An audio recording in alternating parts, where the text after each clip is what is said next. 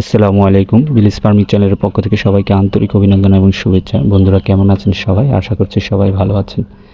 অনেকদিন পরে আপনাদের মাঝে একটি ভিডিও নিয়ে আসলাম। আপনারা জানেন যে বেশ কিছুদিন আগে আমাদের এখানকার পরিস্থিতি খুবই ভয়াবহ ছিল।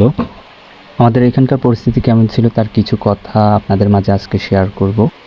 আসলে 2024-এ এমন কিছু ঘটনা স্মরণীয় হয়ে থাকবে যেগুলো সারা জীবন মনে থাকবে, আসলে ভোলার মতো না। তো বন্ধুরা দেখতেই পাচ্ছেন যে আমাদের এখানে চারপাশটা শুধু পানি আর পানি, আর শুধু বৃষ্টি আর বৃষ্টি।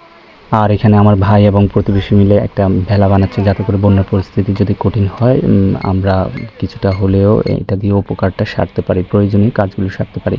আমি এখানে কিছু বই আমার গুছিয়ে রেখেছি যাতে করে বন্যা পানিতে বইগুলো নষ্ট না হয়ে যায়। এই দিনগুলোর কথা জীবন থেকে কখনোই ভুলে যাওয়ার মতো না।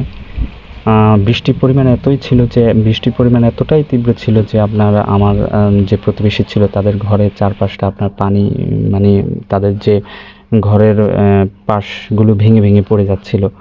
আর আমাদের উঠানটাতে পুরোটা উঠানে পানি। আমি জানলা থেকে যতটুকু পারলাম আপনার ভিডিও করলাম, ভিডিও করে রেখে দিলাম। আর এখানে শুধু বৃষ্টি আর বৃষ্টি, বৃষ্টির পানি আমার মেঝে পর্যন্ত চলে আসছে। হয়তো আরেকটু বেশি পরিমাণ বৃষ্টি হলে আপনার দেখা যাচ্ছে যে আপনার পানিটা ভেতরে চলে আসতো।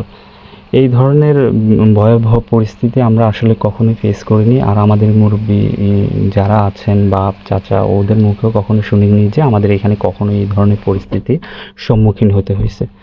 তো আর কি করব, এটা একটা ন্যাচারাল ব্যাপার। আর উপরওয়ালাই ভালো জানে যে কি হলো, কেন হলো, এটা একমাত্র উনি জানে। তো আমি বৃষ্টি মোটামুটি একটু বন্ধ হলে তারপরে ছাদে আসি। ছাদে এসে দেখি যে আমার মানে ছাদের মানে আমার হাঁস যেখানে থাকে তার পরিস্থিতি কেমন। দেখলাম যে পানি চলে আসছে।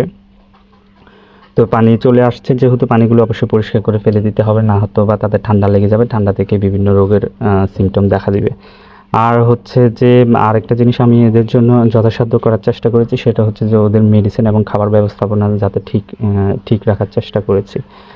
দেখা যাচ্ছে যে ওদের অতিরিক্ত ঠান্ডা কিংবা অতিরিক্ত গরম লাগলে যেহেতু ওদের সমস্যা হয়, সেজন্য আমি মেডিসিন সবসময় রেখেছি এবং খাবার দিয়ে যাতে করে ঠান্ডা না, আবহাওয়া যেহেতু ঠান্ডা ছিল, ওয়েদারটা যেহেতু ঠান্ডা ছিল, আমি চেষ্টা করেছি যে পর্যাপ্ত খাবার দিয়ে ওদের শরীরটাকে মানে গরম রাখার চেষ্টা করছি। তো দেখা যাচ্ছে এতে ঠান্ডাটা কম লাগে। আর মেডিসিন সবসময় মেডিসিন রেখেছি। মেডিসিন হিসেবে অল্প কিছু, জাস্ট এটা অবশ্য আমি ওদেরকে কী মেডিসিন দিলাম এগুলো নিয়ে আপনাদের মাঝে পরে ভিডিও শেয়ার করব। আর হচ্ছে যে আর কি বলবো বন্যা পরিস্থিতি নিয়ে, এই ধরনের পরিস্থিতি কখনো মানে ভোলার মতো না, কখনোই ভোলার মতো না। তো যাই হোক, এগুলো এরকম ন্যাচারাল হয়তো হবেই, এটা আসলে এটা নিয়ে তেমন কিছুই বলার নেই। তো আপনাদের এলাকার পরিস্থিতি কার কেমন অবস্থা ছিল এটা অবশ্যই জানাবেন যে আপনাদের ওখানকার পরিস্থিতি কেমন ছিল। আর যারা আপনার দেখা যাচ্ছে যে যাদের প্রিয় পোষা প্রাণীগুলো তাদের পরিস্থিতি কেমন ছিল, কেমন আছে, অবশ্যই সেটাও আমাকে জানাবেন কমেন্টের মাধ্যমে। আর আপনাদের যদি কোনো ইনফরমেশন জানা থাকে সেটা জানিয়েও আমাকে কমেন্টস করতে পারেন। আর একটা খুশির খবর হচ্ছে যে আমার ভিডিওটা যেহেতু অনেক আগের ভিডিও, আপনার হচ্ছে যে আমার হাঁসগুলো কিন্তু আপনার ডিম দিচ্ছে। তো হচ্ছে যে এদের খাদ্য ব্যবস্থাপনা, এদের থাকার যে জায়গা, ওদের পরিচর্যা সব কিছু মিলিয়ে আপনাদের সাথে ভিডিও আসবে অবশ্যই। তার জন্য কষ্ট করে আপনারা একটু লাইক, কমেন্ট, শেয়ার এবং আমার ভিডিওটা সাবস্ক্রাইব